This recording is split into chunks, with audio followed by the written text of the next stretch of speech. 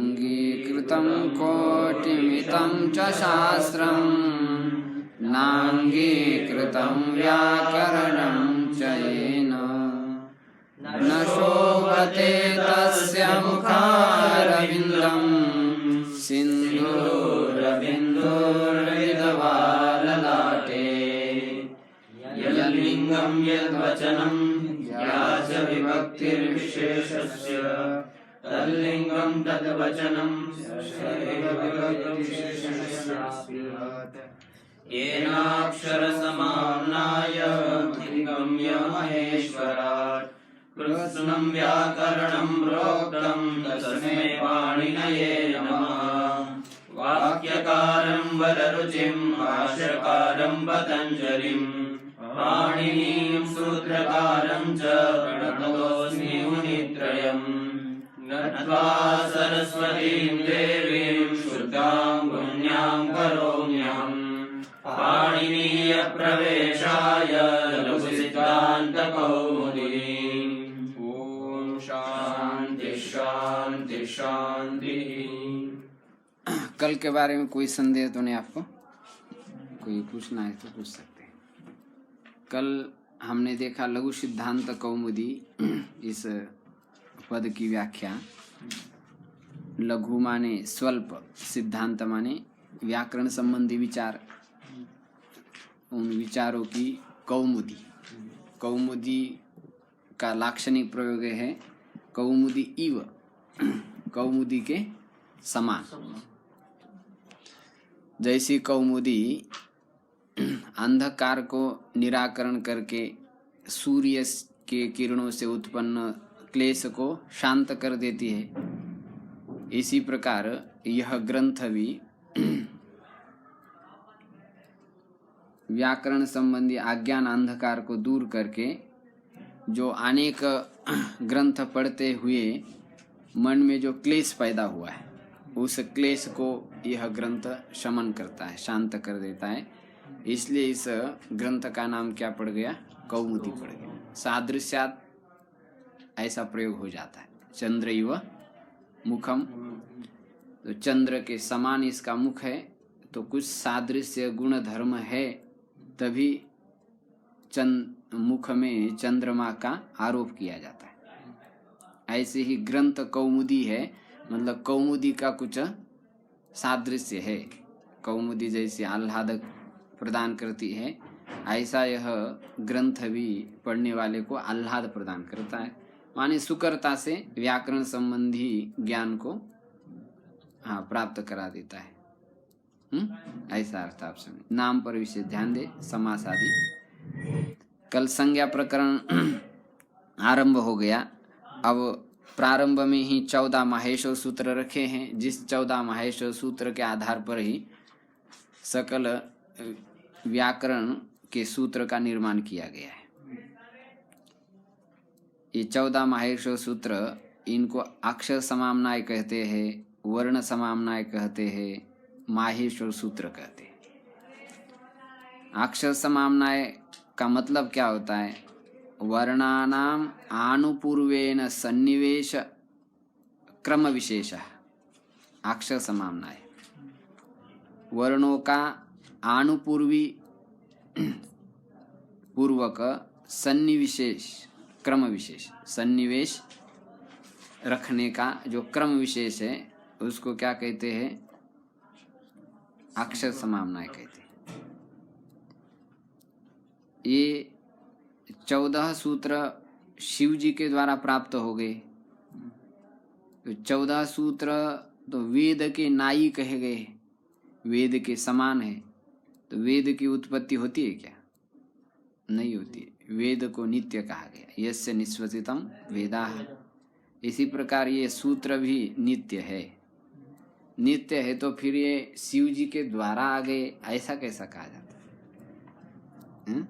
नित्य की तो उत्पत्ति नहीं होती है। तो नित्य की उत्पत्ति नहीं होने पर भी नित्य की अभिव्यक्ति होती है। क्या हो जाती है? अभिव्यक्ति।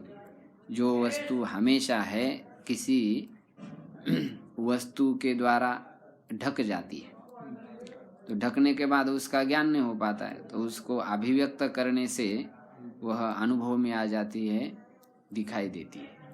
ऐसे शिव जी ने डमरू के माध्यम से इन सूत्रों को अभिव्यक्त किया।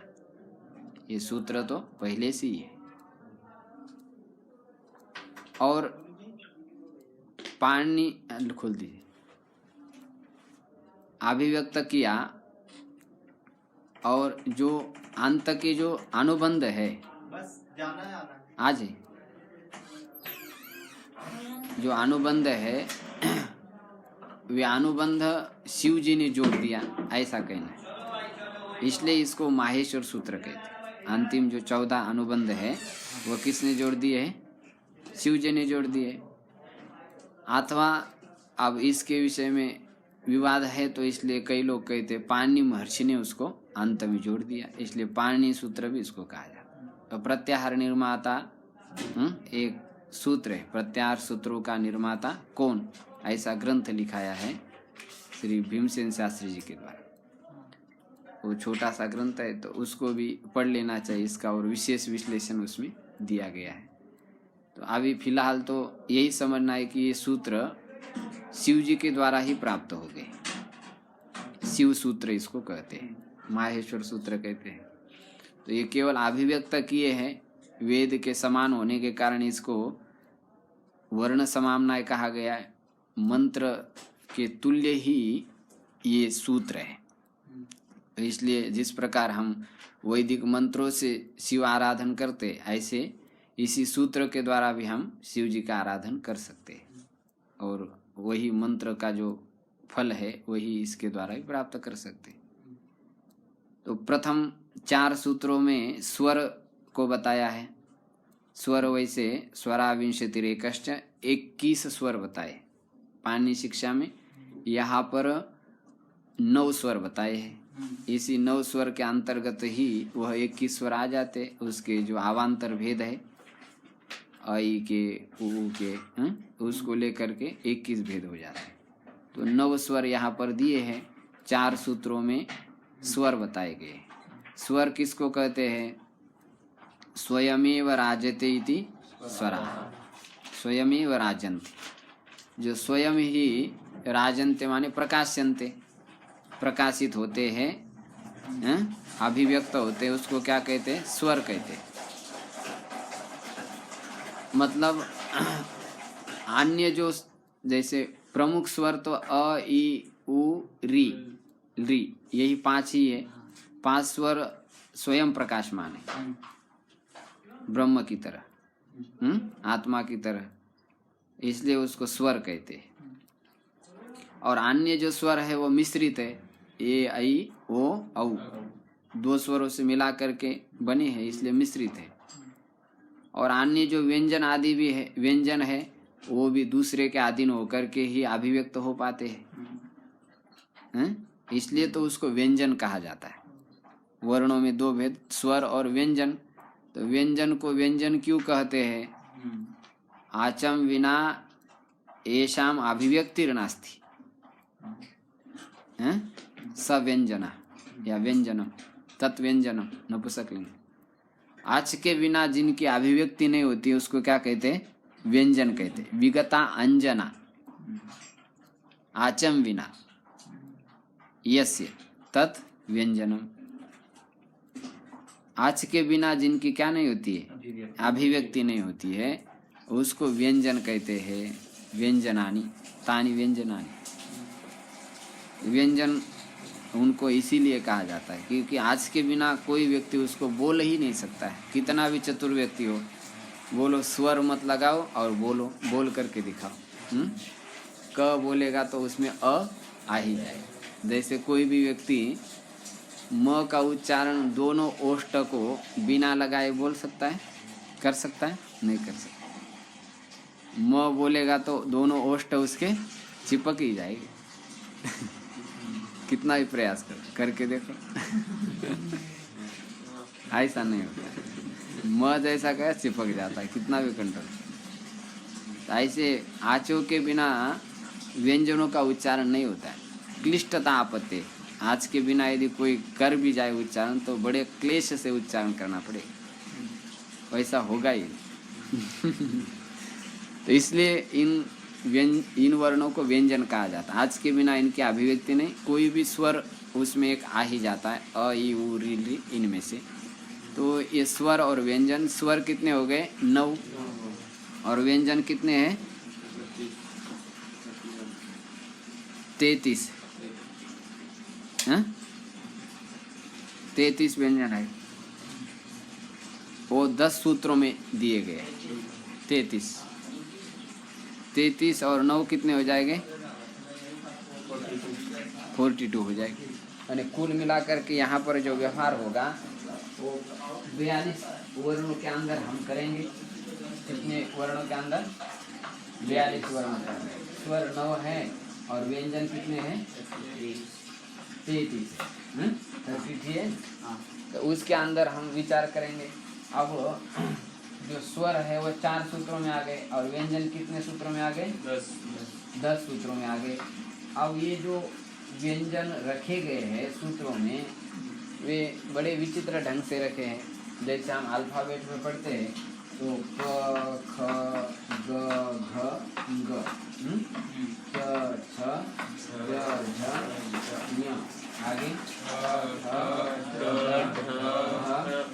न आगे ऐसे क्रम से पढ़ते हैं।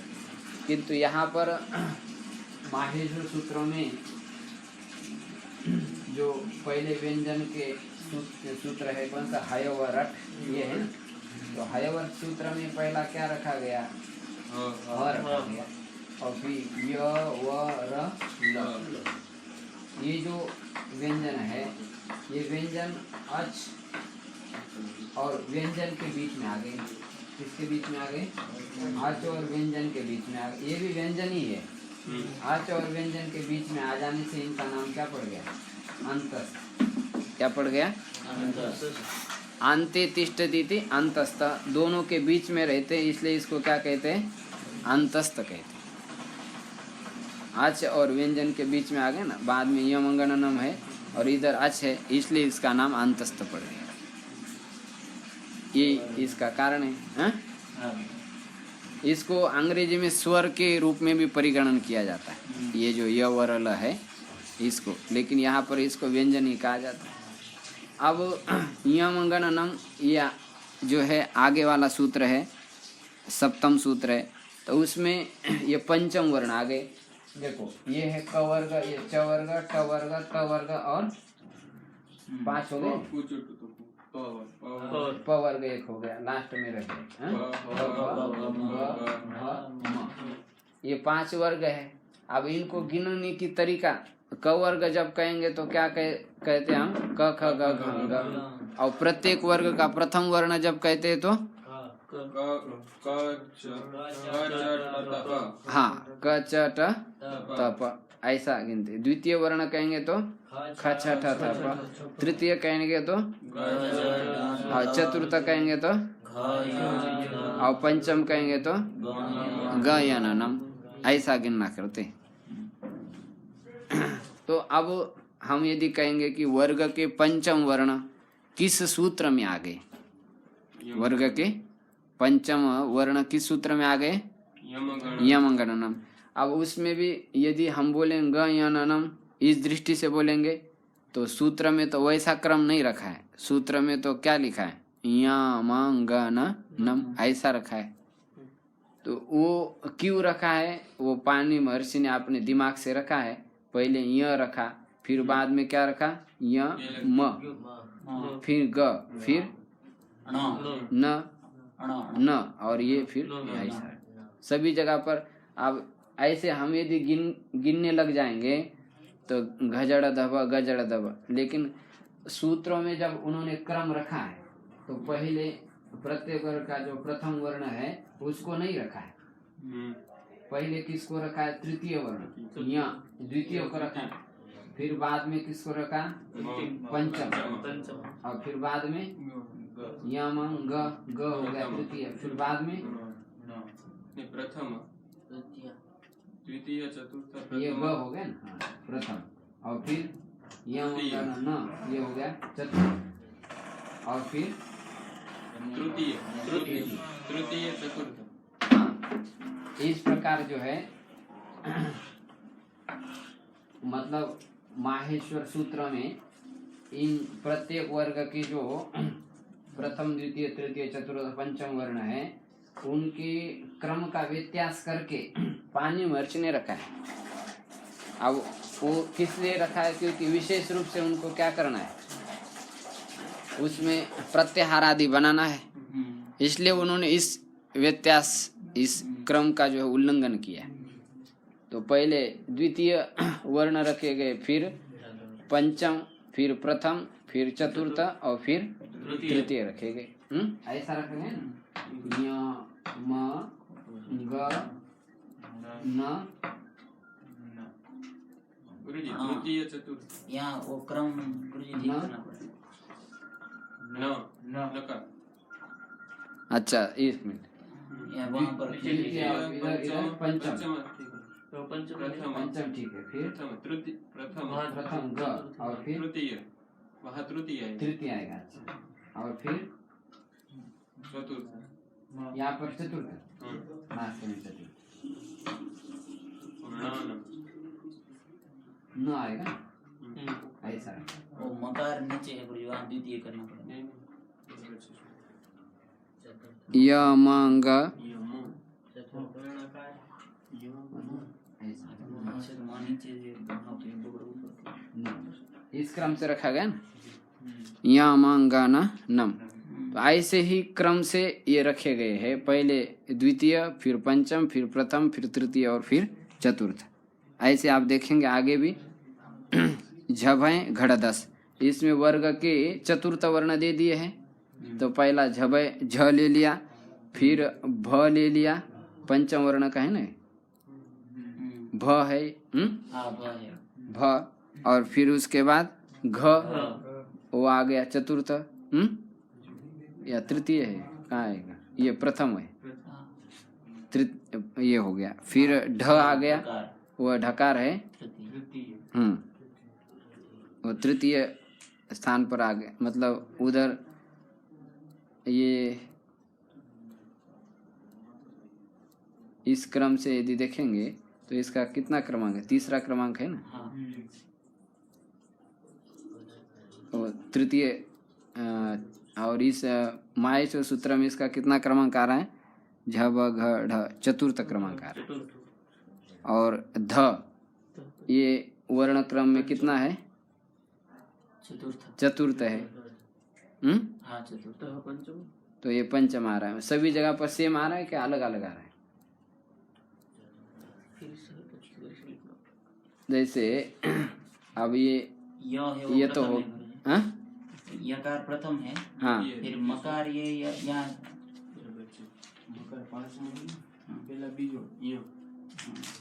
मोटे बीज वाले हैं।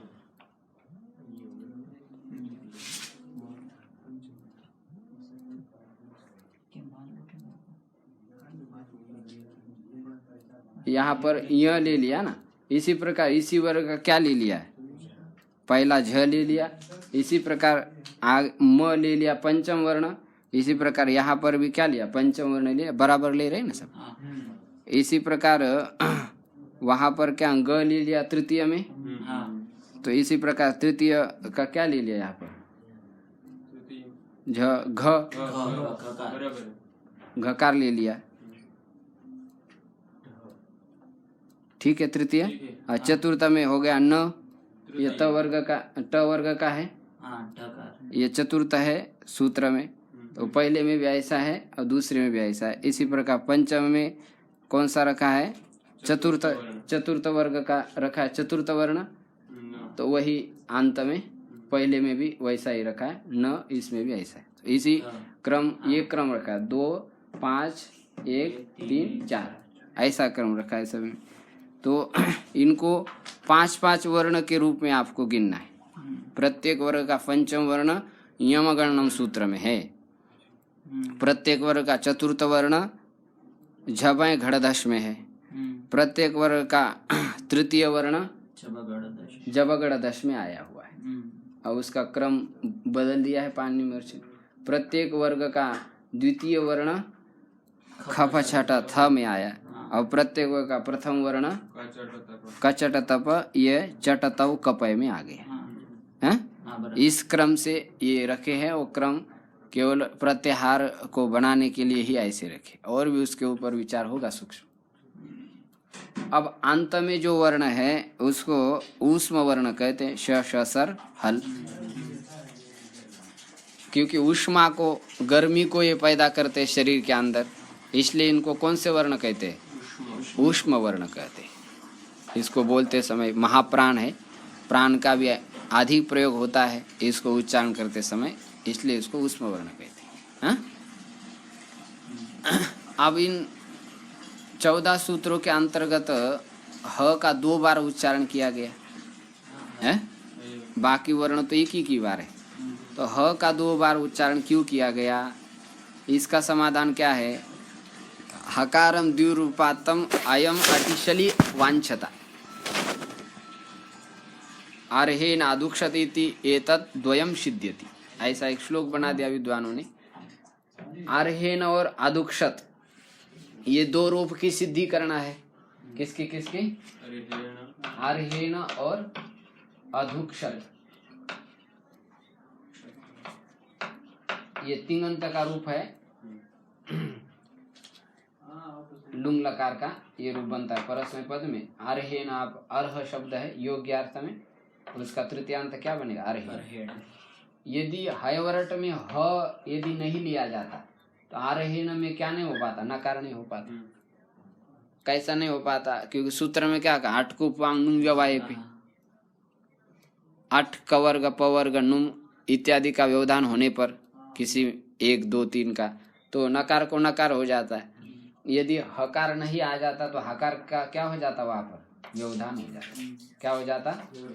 व्यवधान हो जाता कि नहीं? यहाँ पर हकार का, तो रेप से परे इस हकार का व्यवधान आ जाने से नकार नहीं हो पाता। इस नकार को नकार नहीं हो पाता, तो उस नकार को नकार करना था, इसलिए यहाँ पर 2 बार जो है ग्रहण किया गया है शिव सूत्रों में, शिव जी के द्वारा हकार का। और यहाँ पर आधुक्षत में भी शलगुपदादनिट सूत्र है, वो शलंत कहता है। यदि हकार नीचे नहीं लिया जाता तो फिर जो धुक्ष, ये कौन सी धातु है? दूह धातु है। धुक्ष में कौन सी धातु है? दूह। तो यदि हकार नहीं लिया जाता तब ये शलंत नहीं मानी जाती धातु। शल में हकार आएगा ही नहीं, तो यहाँ पर ये रूप ही नहीं बन पाता। अब हकार नीचे आ जाने के कारण शल प्रत्याहार में आ गए ना। शल प्रत्याहार कहाँ से कहाँ बन रहा है? श श स हल, वहां तक बन रहा। यदि वहां नहीं आता तो आता नहीं तो अधुक्षत रूप नहीं बन पाता। अब कैसा बनेगा वो उसी समय समझेगा। तो यदि ऊपर हाइवरट में हकार ग्रहण नहीं करते तो आर्हीन रूप नहीं बन पाता, इसलिए वहां पर हकार का ग्रहण किया गया। और नीचे हकार का ग्रहण यदि नहीं करते तो आदुक्षत रूप सिद्ध नहीं हो पाता। आर्हेन आदुक्षत इति तद्वयम सिद्ध्यति। ये भैमी व्याख्या के अंतिम परिशिष्ट में ये श्लोक दिया है। परिशिष्ट में जो श्लोक है उसमें आप श्रवण करेंगे। द्विर्णकार ग्रहणम किमर्थम। गुरुजी नकार है वो पाणिनि जी ने रखा है, शिव जी के द्वारा रखा। हाँ, पाणिनि जी नहीं रखा, शिव सूत्र है नहीं, तो 2 रूपों की सिद्धि करने के लिए रखा। जी को तो पता कहता कि ये स्वरूप आएगा, जरूरत होगी। हाँ, भविष्य तो त्रिकालदर्शी रहते हैं लोग। उसमें नकार भी 2 बार है अंत में, एक अयुण, हाँ एक लण। हाँ हाँ, वो भी ईद संज्ञक वर्ण 2 बार पढ़ा गया, तो उसका भी क्या प्रयोजन है? उसका प्रयोजन हम अभी देखेंगे थोड़े दिन के बाद। जल्दी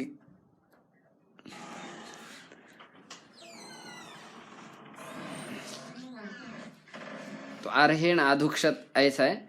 2 रूपों की सिद्धि के लिए हाँ हकार द्वय उच्चारण किया गया है शिव जी के द्वारा। इस प्रकार आप 33 व्यंजन और 9 स्वर इनमें पढ़े गए हैं। कुल मिलाकर के 42 वर्ण है। इस 42 वर्ण में ही हमारा सब कुछ व्यवहार होगा। वैसे पाणिनि शिक्षा में तो 63 अथवा 64 वर्ण मानेंगे। 63 चतुष्षष्टि वा वर्णा संभवतः मतः संस्कृते प्राकृते चापि स्वयं प्रोक्ता स्वयं भुवा, ऐसा पाणिनि शिक्षा में दूसरा श्लोक है। उसमें 63 अथवा चतुष्षष्टि वर्ण को माना गया है। तो उन्हीं वर्ण का अंतर्भाव इसी में ही हो जाता है। कुछ वर्ण आयोगवाह होते हैं, वो इसमें नहीं गिनाए गए हैं, लेकिन उनका भी लोक में व्यवहार होता है, इसलिए उनको भी समझना पड़ेगा। आयोगवाह किसको कहते हैं?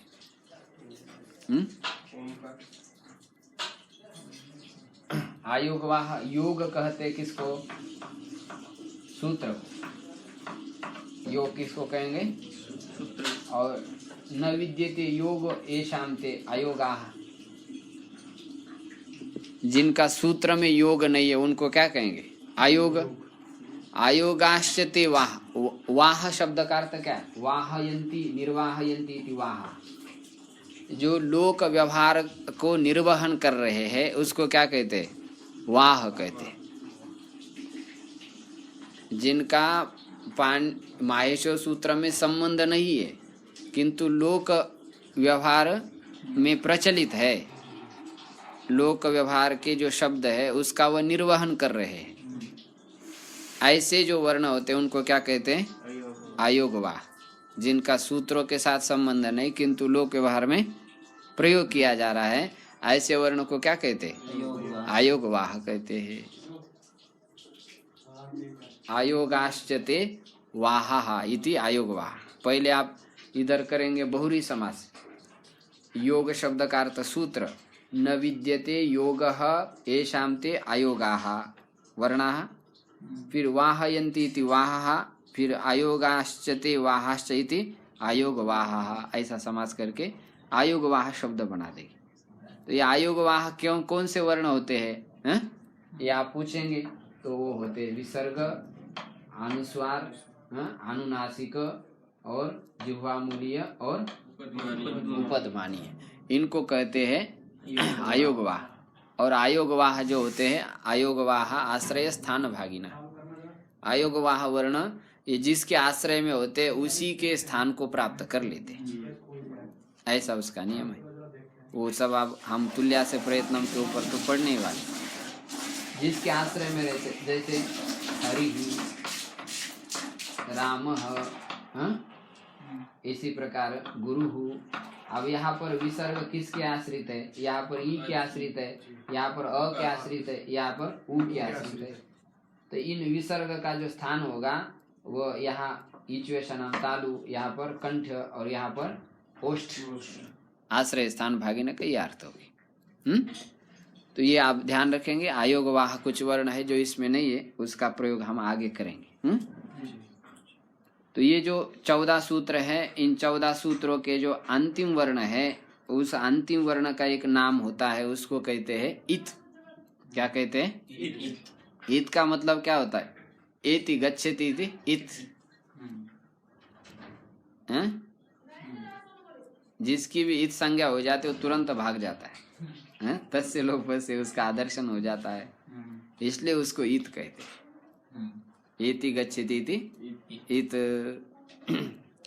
तो इनका इत संज्ञा तो हो जाती है किंतु इनका गमन नहीं होता है, ये भागते नहीं, ये यही बैठे रहते हैं। और कोई नौकर है तो नौकर को भगा देना चाहिए, ठीक है, लेकिन किसी से काम लेना है तो भगा देने के काम चलेगा कैसे? उसको कहना पड़ेगा रहो यही पर।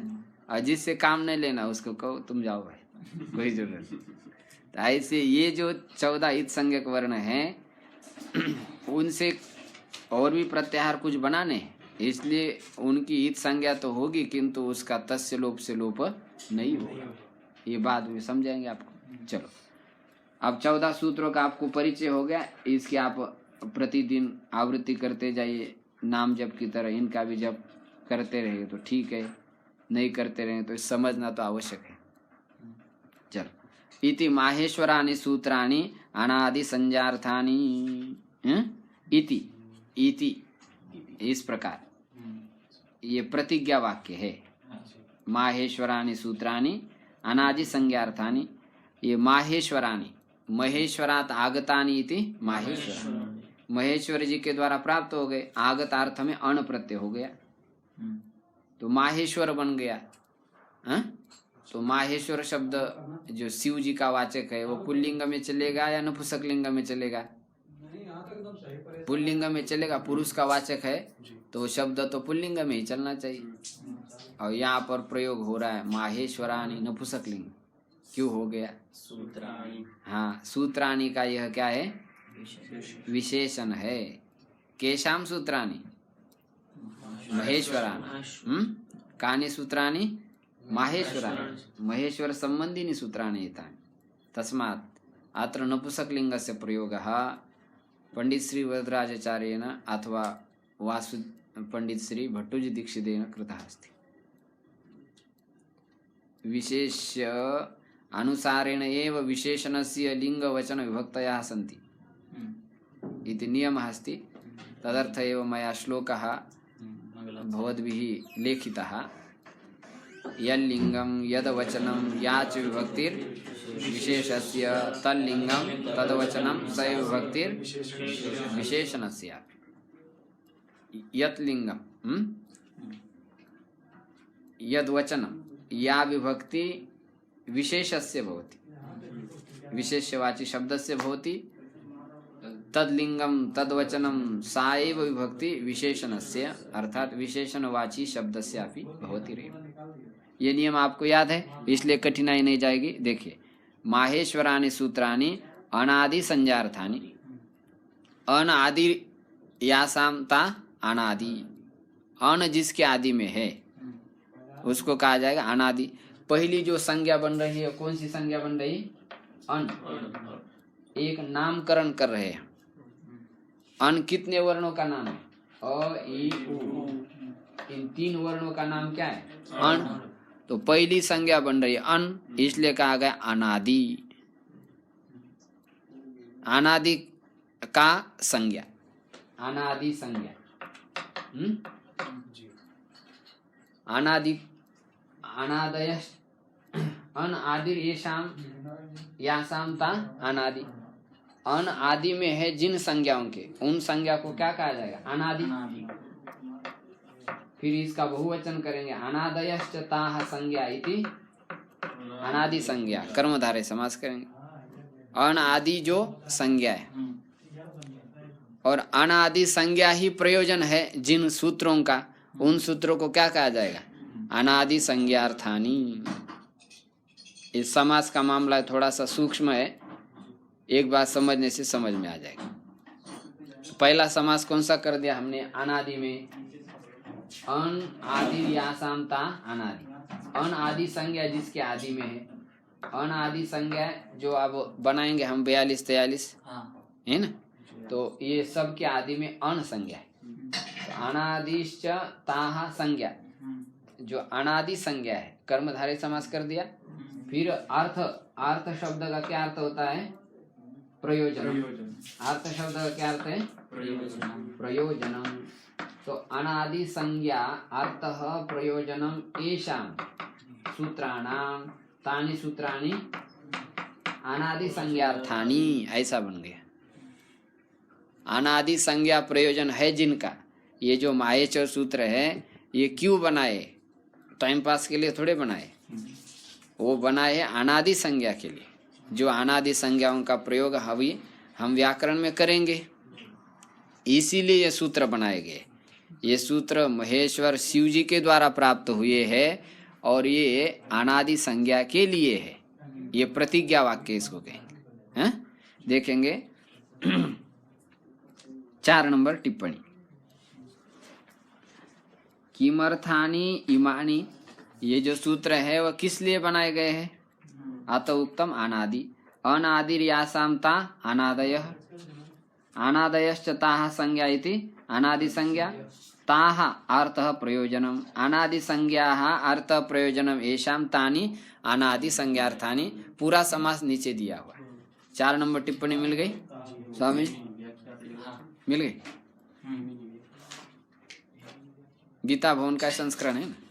गीता प्रेस। हाँ, गीता प्रेस, हम्म, ठीक। तो अनादि संज्ञार्था में इस प्रकार आप समाज समझेंगे। हाँ।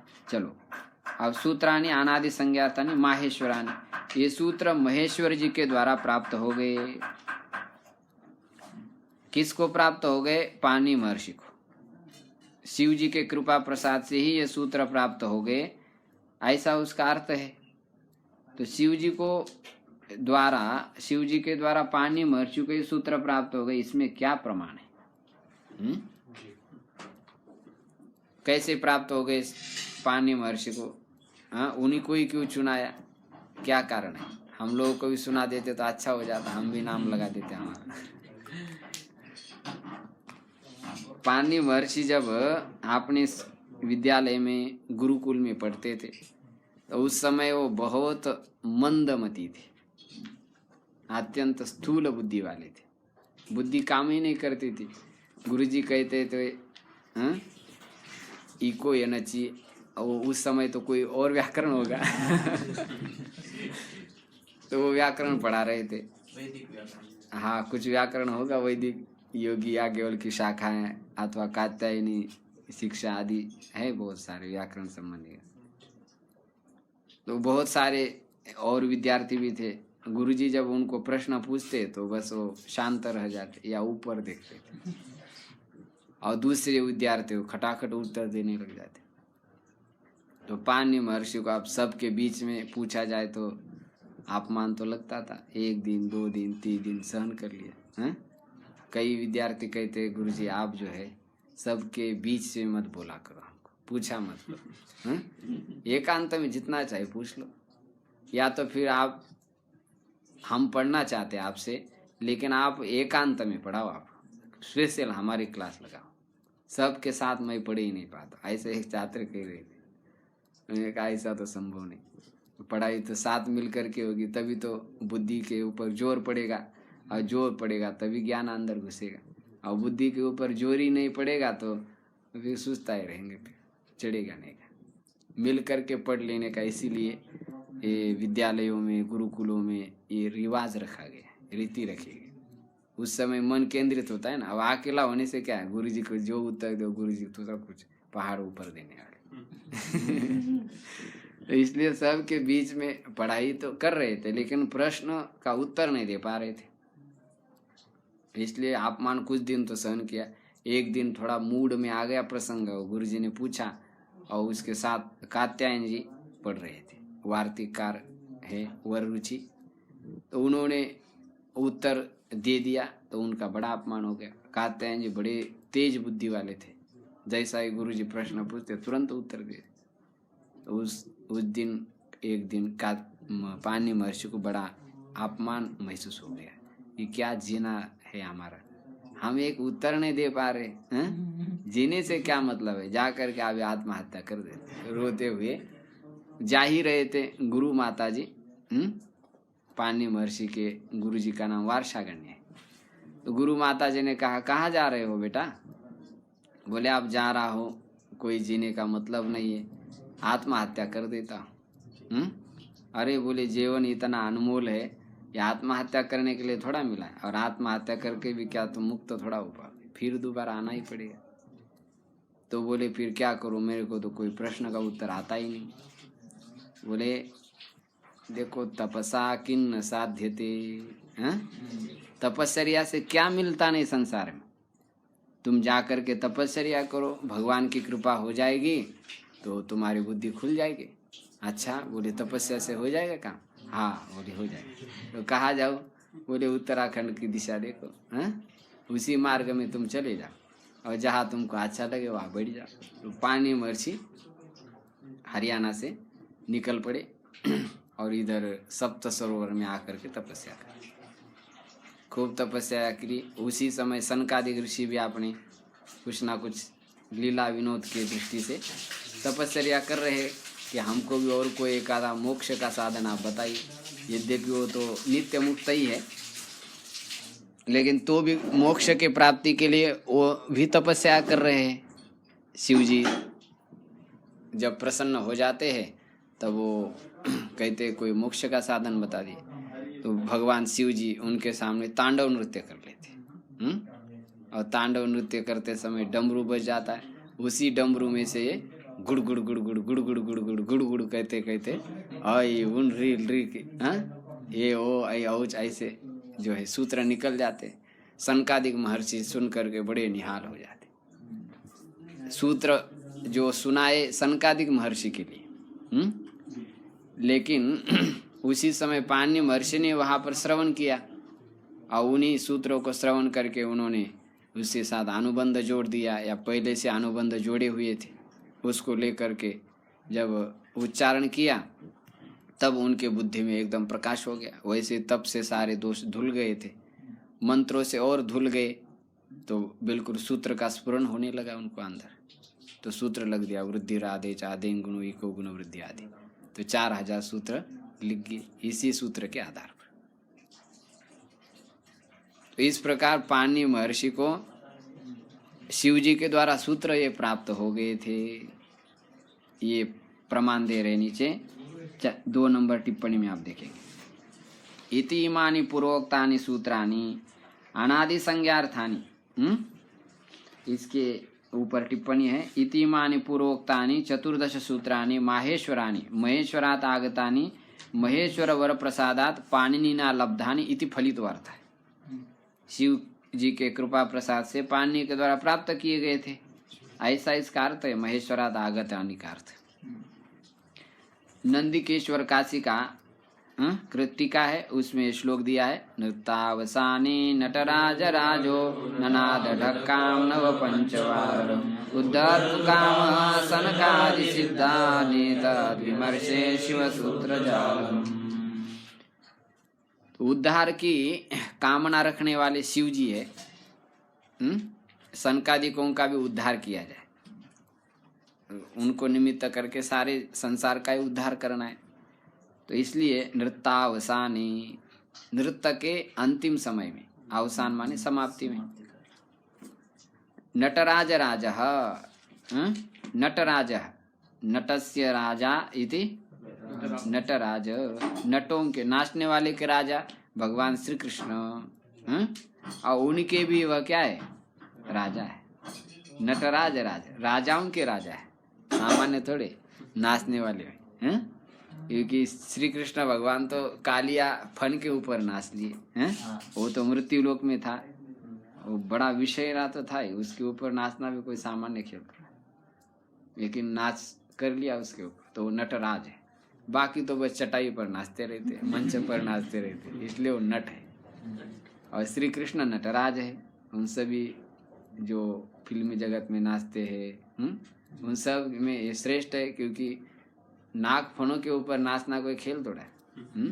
देखते हम डर जाएंगे, पसीना पसीना हो जाएगा, और वहाँ पर धैर्य पूर्वक इतना लयबद्ध तालबद्ध नाचना कठिन है। वहाँ पर नाचे इसलिए नटराज। और ये प्रलय काल में डांस कर रहे हैं तांडव नृत्य का, और बड़े विचित्र भाव आवेश में होकर के कर रहे हैं। तो इनका जो नृत्य है और भी विशेष है, उसमें भी करते रहते हैं ना, प्रलय काल में नृत्य करते हैं। उस समय तो कितने नाग और कितने क्या क्या सारे जीव जंतु, हिंस पशु पक्षी आदि सबका आवाज ध्वनि होती है, तो ये उससे भी विलक्षण हो गए। इसलिए राज राजा नटराज राजः शिवः उद्धर्तु कामः नवपंचवारम ढक्काम ननाद, 9 और 5 बार उन्होंने ढक्का को बजाया। 9 क्या है व्यंजन सूत्र है, और 5 स्वर सूत्र अयुन रिलिक एवं अयौचो, ऐसे 4 ही है। नवपंचवारम, तो पहले व्यंजनों को ले लिया, फिर बाद में स्वरों को ले लिया। तो इसमें एक भाव दे दिया कि पहले व्यंजनों को क्यों ले लिया, पहले स्वर को लेना चाहिए था। पंच नववारम कह सकते थे, 9 पंचवारम क्यों कहा, असहाया नाम अग्रे प्रवेश है। जो लोग असहाय होते उनका प्रवेश पहले किया जाता है, इसलिए 9 पंचवारम का, नहीं तो पंच नववारम भी कह सकते थे। ऐसा एक भाव दे दिया। व्यंजन असहाय है, स्वर के बिना बोले नहीं जाते, इसलिए 9 पंचवारम ऐसा कहा गया। अस्वर तो स्वयं समर्थ ही। सनकादि सिद्धांत, सनकादि के सिद्धों के लिए उद्धार की कामना करते हुए एतत् शिव सूत्र जालम विमर्श, यह शिव सूत्र जाल को मैं समझता हूँ। विमर्श जो है सती सप्तमी है, अथवा आत्मनिपद का लट लकार का प्रथम उत्तम पुरुष का एक वचन है। दो इसमें मतभेद है, मृष धातु से बनता है। विचार करने पर यह शिव सूत्र जाल है ऐसा समझ में आता है, अथवा शिव सूत्र जालम एतत् विमर्श, यह शिव सूत्र जाल है ऐसा मैं जानता हूँ। इस प्रकार यह सूत्र शिव जी के द्वारा प्राप्त हो गए हैं, इसमें यह प्रमाण है। और भी पाणिनि शिक्षा का प्रमाण दिया, एनाक्षर समाम्नाय मधिगम्य महेश्वर व्याकरणं प्रोक्तं तस्मै पाणिनये नमः, ये शिक्षा वचन भी इसमें प्रमाण है। येन पाणिनिना अक्षर समाम्नायम महेश्वरात अधिगम्य, जिस पाणिनि महर्षि के द्वारा महेश्वर जी के द्वारा अक्षर समाम्नाय को प्राप्त करके कृत्स्नम व्याकरणम, संपूर्ण व्याकरण को कहा गया है, तस्मै पाणिनये नमः, उन्हीं पाणिनि महर्षि के लिए नमस्कार। इस प्रकार ये सूत्र शिव जी के द्वारा ही प्राप्त हो गए हैं, इसमें प्रमाण दे दी। अब ये अनादि संज्ञार्थानि सूत्रानि, सूत्र किसको कहते हैं? सूचनात् सूत्रम, जो सूचना देता है उसको क्या कहते हैं? सूत्र कहते। ये सूत्र वाक्य ऐसा कहते हैं कि नहीं? अल्पाक्षरं हाँ, वो उसका लक्षण बताएंगे, उसका व्युत्पत्ति लभ्यार्थ सूचनात् सूत्रम, जो सूचना देता है उसको क्या कहते हैं? सूत्र कहते हैं। और उसका लक्षण क्या है? कितने प्रकार होते हैं उसके, वो प्रकारों के साथ लक्षण को अभी आगे बता रहे। 3 नंबर टिप्पणी, सभेदम सूत्र लक्षण, भेदेन सह इति सभेदम, भेद के सहित सूत्रों का लक्षण स्वरूप बता रहे। लक्षणम इत्यस्य अर्थ स्वरूपम इत्यर्थः, तो सूत्र का स्वरूप बता रहे। अभी पहला भेद बता रहे, सूत्र के कितने भेद होते हैं? 6 भेद होते हैं। उस श्लोकों को याद करेंगे आप। संज्ञा च परिभाषा च विधिर्नियम एव च अतिदेशो अधिकारश्च षड्विधं सूत्रलक्षणम्। संज्ञा सूत्र, संज्ञा सूत्र किसको कहते हैं? संज्ञा संज्ञी विधायकम संज्ञा सूत्र से लक्षणम। परिभाषा सूत्रम, परितः भाष्यते इति परिभाषा। अव्यवस्थायां व्यवस्थापादकम सूत्रम परिभाषा सूत्रम। विधि सूत्र आदेशादि विधायकम विधि सूत्र से लक्षणम। नियम सूत्रम सिद्धे सति आरंभो नियमः। आतिदेश, आतिदेश किसको कहेंगे? वत घटितत्वम आतिदेश सूत्र से लक्षण। आधिकार किसको कहेंगे? स्वदेश अर्थ शून्यत्वे सति परदेश अर्थबोधकत्वम अतिदेश सूत्र से लक्षण। इस प्रकार 6 सूत्रों के लक्षण है और इनके सूत्रों के 6 भेद है। इनका हम और विस्तार से विचार जैसे आएंगे वैसा करेंगे। एक एक एग्जाम्पल देके, जैसे संज्ञा सूत्र है, आदर्शम लोपः हलंत्यम, ये संज्ञा सूत्र है।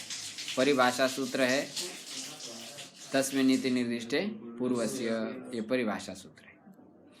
तस्मादिति उत्तरस्य। और विधि सूत्र इको यनची, और वृद्धि रेची, ये हो गया विधि सूत्र। नियम सूत्र जैसे तपरस तत्कालस्य राजसस्य, ये नियम सूत्र। और आतिदेश सूत्र अंतादिवच्य, उसमें वत लगाया है ना, तो ये आतिदेश सूत्र है। गोतोणित ऐसे, गांगुटादि भेणंगित, ऐसे आतिदेश सूत्र है। और आधिकार सूत्र कौन से है? जैसे पूर्वत्रा सिद्धम, ये आधिकार सूत्र है।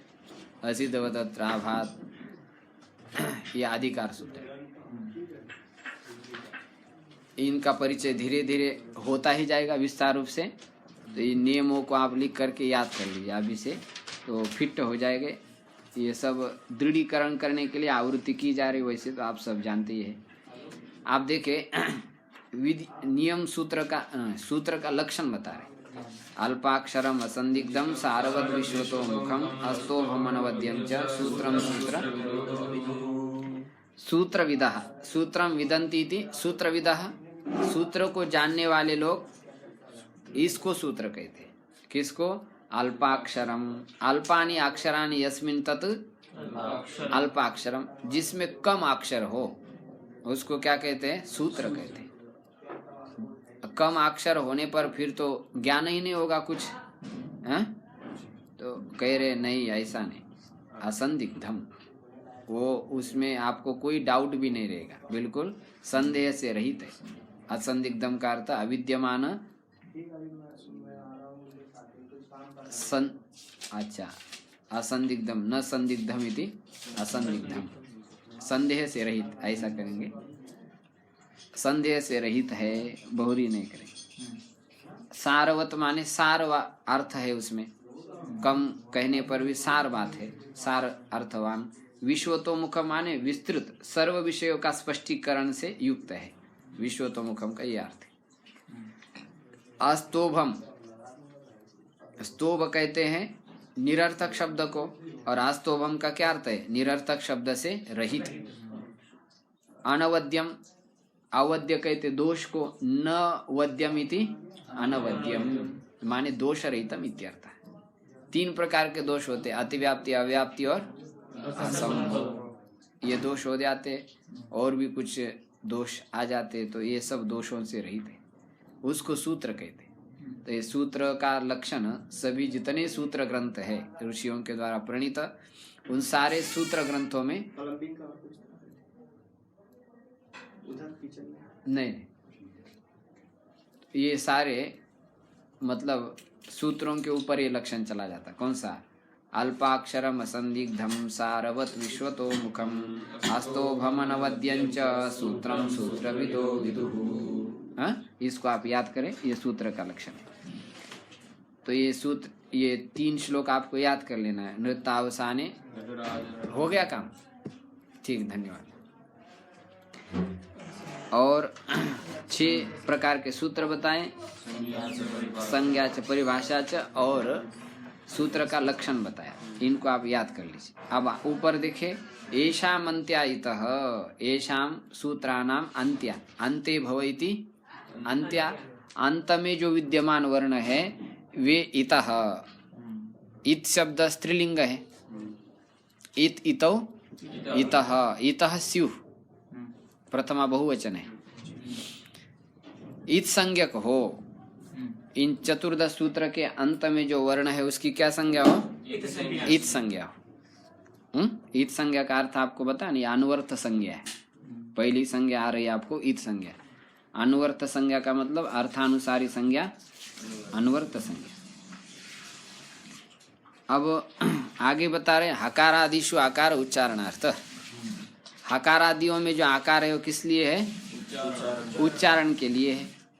ह य व र ल आदि जो व्यंजन है उनमें आकार उच्चारण के लिए है। उच्चारणम अर्थः प्रयोजनम यस्य स उच्चारणार्थः। आकार, हकार आदि में आकार उच्चारण के लिए है। लन मध्य त्वित संज्ञकः, लन सूत्र के मध्य में किंतु, तू का अर्थ क्या है? किंतु। लन मध्य इत संज्ञकः, लन के मध्य में जो आकार है वह इत संज्ञक है, इत संज्ञा वाला है। ये जो आकार है यह आकार उच्चारण के लिए नहीं है, ये आकार इत संज्ञक है। इसकी इत संज्ञा हो जाएगी। किस सूत्र इत संज्ञा होती है? उपदेश जनुनासिक इत, ये सूत्र है अच अनुनासिकों की इत संज्ञा करने वाला। तो इसकी इत संज्ञा क्यों की गई, अन्य स्वरों की नहीं की गई? इसका समाधान क्या है कि इसमें एक र प्रत्याहार बनाना है। कौन सा प्रत्याहार? र प्रत्याहार बनाना है। तो र प्रत्याहार बनाने के लिए अंतिम वर्ण इत संज्ञक चाहिए, तभी र प्रत्याहार बनेगा। तो ल में अ इत संज्ञक ये प्रतिज्ञा की गई पाणिनि महर्षि ने, इसलिए ये इत संज्ञक माना जाएगा। वैसे इत संज्ञा करने वाला तो कोई सूत्र तो है ही नहीं। इत संज्ञा ये वर्ण है ऐसा तो बताया नहीं ना, ये तो केवल घोषणा कर दी कि ये ईद संज्ञक वर्ण है। तो इसको भी ईद संज्ञक मानना है। क्यों मानना है? क्योंकि इससे एक प्रत्याहार बनाना है। कौन सा प्रत्याहार? र प्रत्याहार। उस र प्रत्याहार में 2 वर्ण आ जाते हैं। कौन सा? र और ल। इन 2 की संज्ञा है र संज्ञा, इसलिए लन सूत्रस्थ जो आकार है उसकी भी ईद संज्ञा होगी, हैं? और प्लस 14 जो सूत्र है उनके अंतिम वर्ण की होगी। तो ईद संज्ञक वर्ण कितने हो जाएंगे? पूरे 15 हो जाएगी। 14 सूत्रों के हो गए और एक लन सूत्रस्थ जो आकार है, तो कुल मिलाकर के ईद संज्ञक वर्ण 15 हो जाएंगे। और शेष विचार हम कल करेंगे। ओम संगच्छध्वं संवदध्वं संवो मनांसि जानतां देवा भागं यथा पूर्वे संजानाना उपासते।